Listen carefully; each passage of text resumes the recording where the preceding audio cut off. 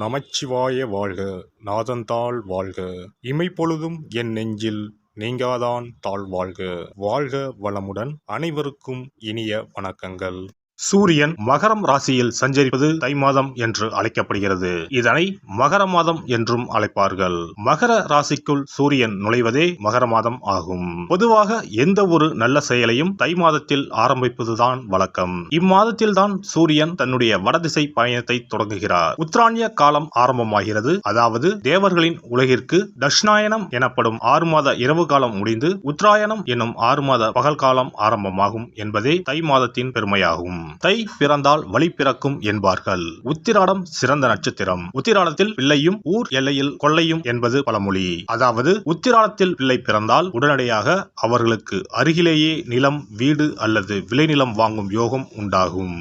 எனவே உத்திராடத்தின் ராசியான மகரத்தில் சூரியன் நுழைவது வெகு சிறப்பான ஒன்றாகும். தை மாதத்தில் பல்வேறு விரத நாட்கள் வருகின்றன.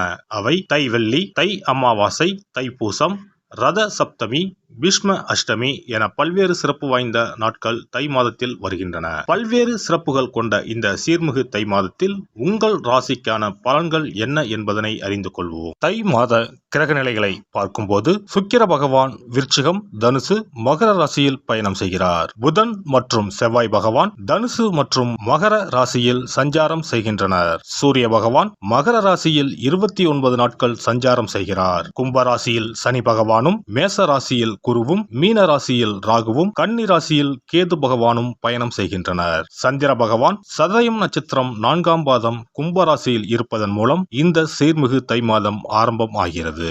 இந்த கிரக அமைப்பால் உங்கள் வாழ்வில் இப்படியும் நடக்குமா என வாயை பிளக்கும் அளவுக்கு நன்மைகள் நடைபெற உள்ளன. உங்களின் வளர்ச்சியை கண்டு நீங்கள் கடவுளாக பார்க்கும் உறவு ஒன்று உங்களுக்கு எதிரியாக வர வாய்ப்புண்டு. அது யாராக இருந்தாலும் எவராக இருந்தாலும் உங்களிடம் இருந்து சற்று தள்ளி இருப்பதே உத்தமம். தனுசு ராசி அன்பர்களே, இந்த தை மாதத்தில் தான் இனிமையான உயர்வு சம்பவங்கள் நிறைய ஏற்பட போகிறது. குறிப்பாக மூலம் மற்றும் உத்திராடம் நட்சத்திரக்காரர்கள் அற்புதமான மகிழ்ச்சி ஏற்றங்களை சந்திக்க இருக்கிறார்கள். ராசிக்கு இப்போது ராகு கிரகம் மற்றும் சற்றே சரியில்லை. அதே நேரம் ராசிக்கு 5ஆம் இடத்தில் நிற்கின்ற ராசிநாதனான குரு பகவான் பலவித மேன்மைகளை மாதம் தொடங்கி 12 தினங்கள் முடிவதற்குள் ஏற்படுத்த உள்ளார். இது மட்டுமல்லாமல் 10ஆம் இடத்தில் நிற்கிற கேது பகவானும் மாதம் தொடங்கி 13 தினங்கள் முடிவதற்குள் விசேஷ இனிமை, உயர்வு, மாற்றங்களை தரப்போகிறார். மாதம் தொடங்கி 5 தினங்கள் முடிவதற்குள் யோகாதிபதி செவ்வாய் கிரகத்தால் புதிய அனுகூலம் ஒன்று பொருளாதார ரீதியாகவும் எதிர்கால முன்னேற்றம் குறித்த பல வகையிலும் ஏற்படும். குடும்பத்திற்குள் இனிமேல் சந்தோஷ மாற்றங்களை அடைவீர்கள். இதுவரை சச்சரவுகளாகவே அனுபவித்து வந்த ஆரோக்கிய நிலைமை இனி சங்கடத்தையும் விரயத்தையும் ஏற்படுத்தாது. கடன், காரிய இழுபறி, பண பிரச்சனைகள், தொந்தரவுகள், உத்தியோக இடப்பொறுப்பு, பதவி விஷய பிரச்சனைகள், வம்பு, வழக்கு, கோர்ட், காவல்துறை விவகாரங்கள் அனைத்திற்கும் தீர்வு ஏற்படும். தொழில், வியாபாரம், நிர்வாகம், அயலூர், அயல்தேச பட்ஜெட், பெரிய முதலீடு திட்டங்கள் அனைத்துக்கும் லாபகரமான திருப்புமுனை காத்திருக்கிறது. வாரிசுகளுக்கான திருமண சுபகாரிய விஷயங்களில் இழுபறி நீங்கி 3வது வாரத்தில் நிறைவேறும். இம்மாத 1, 4, 12, 13, 25, 29, 31வது நாட்களிலும் திங்கள், செவ்வாய் மற்றும் வெள்ளிக்கிழமைகளிலும் எதிர்பாராத அதிர்ஷ்டங்கள், பணம், பொருள் வரவுகள், ஆடை ஆபரண சேர்க்கைகள், சொத்து பத்து, வாகன விஷய முன்னேற்றங்கள் என்று காத்துள்ள மாதம் இந்த தை மாதம். மிதுன ராசிக்காரர்களால் அனுகூலங்கள் உண்டாகப் போகின்ற மாதமாக இந்த தை மாதம் அமையும். பெண்களுக்கு பெண்கள் கணவனிடத்தில் மனம் விட்டு பேசுவதன் மூலம் புரிதல் அதிகரிக்கும். உடல் ஆரோக்கியம் சீராக இருக்கும். ஆன்மீக பயணங்கள் குறித்த சிந்தனைகள் அதிகரிக்கும். பேச்சுக்களில் இருந்த தடுமாற்றங்கள் குறையும். புதிய காதணி சார்ந்த விஷயங்களில் ஆர்வம் ஏற்படும். அக்கம் பக்கம் இருப்பவர்கள் ஒத்துழைப்பாக இருப்பார்கள். உடன் பிறந்தவர்களிடம் இருந்து வந்த கருத்து வேறுபாடுகள் நீங்கும். மாணவர்களுக்கு கல்வியில் இருந்து வந்த மந்தத்தன்மை குறைந்து முன்னேற்றம் ஏற்படும். விளையாட்டு விஷயங்களில் திறமைகளை வெளிப்படுத்துவீர்கள். ஆசிரியர்களின் ஆலோசனைகள் மனதளவில் மாற்றத்தை ஏற்படுத்தும். உத்தியோகஸ்தர்களுக்கு உத்தியோக பணிகளில் குறித்த நேரத்தில் பணிகளை செய்து முடிப்பீர்கள். உணர்வு பூர்வமாக செயல்படுவதை தவிர்ப்பது நல்லது. சக ஊழியர்களின் செயல்பாடுகளில் கவனத்துடன் இருக்கவும் மற்றவர்கள் பற்றிய கருத்துக்களை குறைத்துக் கொள்வது நல்லது. சிறு சிறு வதந்திகளுக்கு முற்றுப்புள்ளி வைப்பீர்கள். பணியில் எதிர்பார்த்த மாற்றம் சாதகமாக அமையும். வியாபாரிகளுக்கு வியாபார பணிகளில் இருந்து வந்த தடைகள் விலகும். கூட்டாளிகளின் ஒத்துழைப்பு திருப்தியை ஏற்படுத்தும். தொழில் விருத்திக்கான முயற்சி முயற்சிகள் கைகூடும். போட்டிகளின் மூலம் புதிய அனுபவத்தையும் சந்தையின் நிலைத்தன்மையும் புரிந்து கொள்வீர்கள். கொடுக்கல் வாங்கலில் விவேகம் வேண்டும். கால்நடை குறித்த சிந்தனைகள் அதிகரிக்கும். நீர்ப்பாசன வசதிகளை மேம்படுத்திக் கொள்வீர்கள். கலைஞர்களுக்கு கலை சார்ந்த துறைகளில் புதிய முயற்சிகளுக்கு உண்டான மதிப்பும் பாராட்டும் கிடைக்கும். எதிர்பார்த்து இருந்த ஒப்பந்தங்கள் கைகூடும். ரசிகர்களின் ஆதரவு புதிய நம்பிக்கையை ஏற்படுத்தும். வெளியூர் பயணங்களின் மூலம் செல்வாக்கும் புதிய அனுபவமும் கிடைக்கப் பெறுவீர்கள். அரசியல்வாதிகள் சூழ்நிலை அறிந்து அனைவரையும் அனுசரித்து நடந்து கொள்ளவும் கட்சி மேலிடத்தில் இருந்து சாதகமான வாய்ப்புகள் கிடைக்கும். தன வரவுகளின் மூலம் ஆதாயம் உண்டாகும். அரசு அதிகாரிகளால் செல்வாக்கு மேம்படும். எதிராக இருப்பவர்களை அறிந்து கொள்வீர்கள். தினந்தோறும் விநாயகரை வழிபாடு செய்து வர பொருளாதார பிரச்சனைகள் படிப்படியாக குறையும்.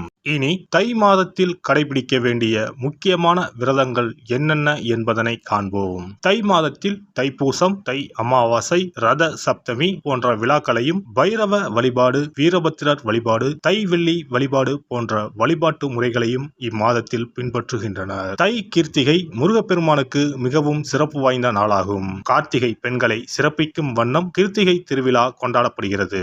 ஆண்டுக்கு 3 கார்த்திகை தினங்கள் மிக முக்கியத்துவம் பெறும். அவை தை மாதம் வரும் தை கிருத்திகை, கார்த்திகை மாதம் வரும் பெரிய கிருத்திகை மற்றும் ஆடி மாதத்தில் வரும் ஆடி கிருத்திகை. தை மாதத்தில் வரும் கிருத்திகையில் விரதம் இருந்து முருகப்பெருமானை வணங்கி வழிபாடு செய்தால் நிச்சயம் திருமண தடை நீங்கும். புத்திர பாக்கியம் கிடைக்கும் என்பது ஐதீகம். தை மாதத்தில் வரும் பௌர்ணமியோடு கூடிய பூச நட்சத்திரத்தில் தைப்பூசம் கொண்டாடப்படுகிறது. இந்நாளில் சிவபெருமான் மற்றும் முருக கடவுளுக்கு வழிபாடு நடத்தப்படுகிறது.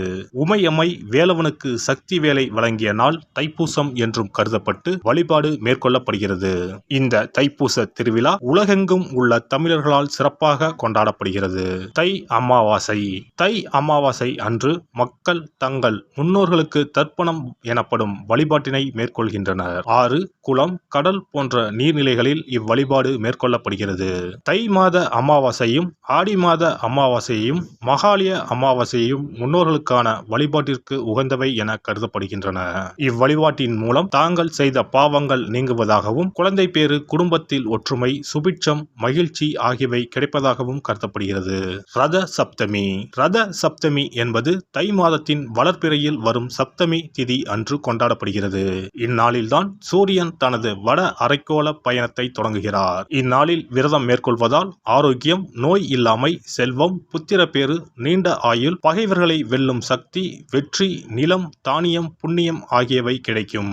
மேலும் மனக்கவலை, வியாதி ஆகியவற்றை நீக்கும். வழியில்லாமல் தவிக்கும் போது வழிகாட்டும் இந்த ரத சப்தமி. பைரவ வழிபாடு. தை மாதத்தில் வரும் முதல் செவ்வாய்க்கிழமையில் இவ்விரதம் கடைபிடிக்கப்படுகிறது. தாமரை பூ மாலை, வில்வ மாலை, தும்பை பூ மாலை, சந்தன மாலை ஆகியவை பைரவருக்கு உகந்ததாக கூறப்படுகிறது.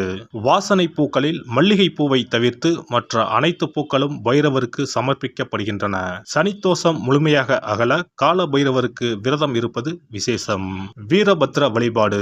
வீரபத்திர வழிபாடு என்பது செவ்வாய் தோறும் ஓராண்டு காலம் கடைபிடிக்கப்படுகிறது. ஓராண்டு வழிபட முடியாதவர்கள் தை மாத செவ்வாய்க்கிழமையில் மட்டுமாவது இந்த வழிபாட்டினை கடைபிடிக்கலாம். இவ்வழிபாட்டை மேற்கொள்வதால் நீங்காத தடையும் நீங்கும், தீராத பகையும் தீரும், நவ கிரக பாதிப்புகளில் இருந்து நம்மை காக்கும். தை வெள்ளி வழிபாடு. உத்தராயண காலத்தின் ஆரம்ப மாதமான தையில் வரும் வெள்ளிக்கிழமையில் அம்மன் வழிபாடு மேற்கொள்ளப்படுகிறது. அன்றைய தினங்களில் அபிராமி அந்தாதி, சௌந்தர்ய லகரி உள்ளிட்ட அம்மன் குறித்த பாடல்களை பாடி வழிபாடு மேற்கொள்ளப்படுகிறது. தை மாதத்தில் வரும் திருவிழாக்களை கொண்டாடி வழிபாட்டு முறைகளை பின்பற்றி இறையருள் கிடைக்கப்பெற்று வளமான வாழ்வு வாழ்வோம். எல்லாம் வல்ல இறையருளால் நீங்களும் உங்கள் அன்பு குடும்பமும் உடல் நலம், நீலாயுள், நிறை செல்வம், உயர் புகழ், மெய்ஞானம் ஓங்கி வாழ்க வளமுடன்.